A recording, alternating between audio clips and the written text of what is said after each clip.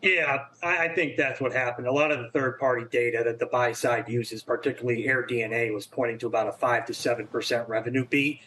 Numbers actually came in line was where the sell side was. So I think that threw some people off, and then they obviously guided to moderately decelerating growth for next quarter. Now the stock's bounced back here after going below 100.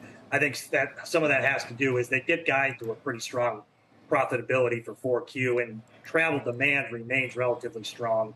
The tone of the conference call is pretty positive. So the execution remains really strong for this company. Yeah, obviously currency, like everyone, it's a bit of a headwind. There was some talk and maybe some evidence in some of the hotel results that maybe hotels might be winning back a little bit of share. Is that something to keep an eye out for just longer term?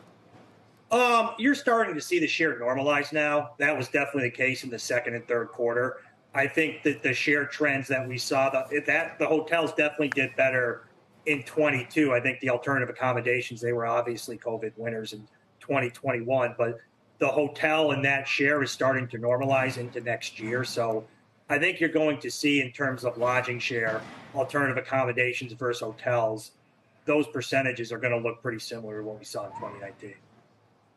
And just how do you think about Airbnb in terms of the valuation? Obviously, the stock has traded a whole lot higher when it was a whole lot less profitable. So it's normalizing at some level, but it's still looking like a 50 times number in terms of earnings, or 40 plus on cash flow. Yeah, and that remains the tricky thing, and that's why we're still market perform, right? Like if you kind of looked back to 08, 09, when it was Priceline at the time, they were growing room nights 50, 60%.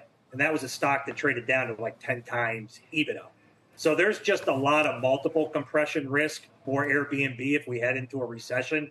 This is your what you call, right, a great company, but not so great of a stock right here, right now, given the valuation. Executing flawlessly, it's just the valuation is still rich, especially if we do head into a recession in 23. Do you get pushback on that analogy? I mean, just because is Airbnb directly comparable to one of those booking sites? At least to this point, people have treated Airbnb as something of a more unique asset.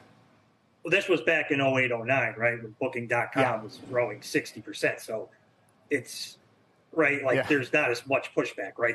We're still growing, right? So you had better growth. No, you don't get as much pushback. I think if you look at the short interest for Airbnb relative to Expedia and Booking, it's higher. So I think investors are still kind of scared about any multiple compression we would see in recession. I mean, Airbnb is the most unique asset in travel. There's no Google risk. They have unique supply. That's why they are getting a premium multiple.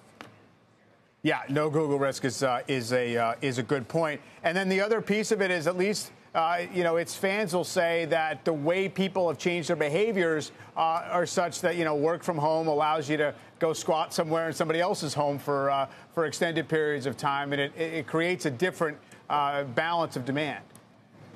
Yeah, I mean, I would say on the longer term stays, that they guided. I think they called out 20% on the in the shareholder letter. That's remained pretty consistent.